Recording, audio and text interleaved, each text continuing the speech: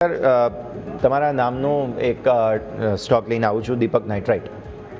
આ અઠવાડિયે 10%ની તેજી અને વીકલી ચાર્ટ્સ ઇન્ટરેસ્ટિંગ બન્યા છે. શું ઓબ્ઝર્વેશન્સ દીપક નાઇટ્રાઇટ? તમને લાગે છે ફાઇનલી બોટમ આઉટ થવાની કોશિશ કરી રહ્યો છે કે પછી તમે સલાહ આપશો કે અત્યારે ફિલહાલ બોટમ ફિશિંગ ન કરવું જોઈએ અહીંયા?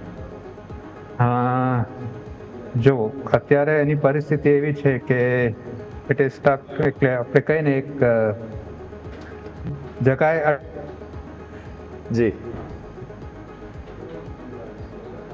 બિલકુલ.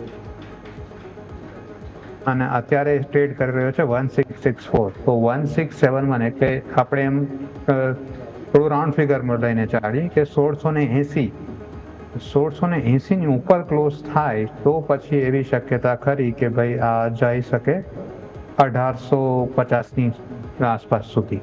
પણ 1680 ની ઉપર આજે કે સોમવારે ક્લોઝ થવું જરૂરી છે, કારણ કે ડેફિનેટલી બોટમમાં લોકોએ બાઇંગ કર્યું હશે. જે લોકોએ 1400-1500ની આસપાસ બાઇંગ કર્યું હશે એ લોકો હવે પ્રોફિટ બુકિંગ કરવાનું કદાચ ચાલુ કરી શકે છે. ઓકે, સો આ છે દીપક નાઇટ્રાઇટ. આજે તો તેજી છે જ, આ અઠવાડિયે 9%ની તેજી છે સ્ટોકમાં. સો ઓબ્વિયસલી આ એક સ્ટોક હાઇલાઇટ થઈ રહ્યો છે.